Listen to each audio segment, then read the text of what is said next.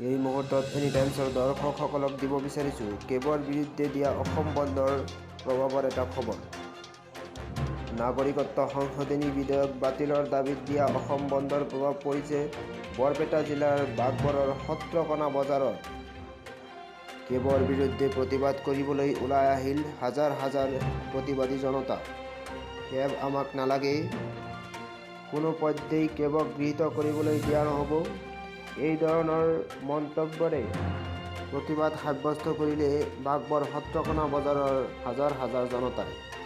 মন্দিয়াৰ পৰা Usman গনিৰ report, any times.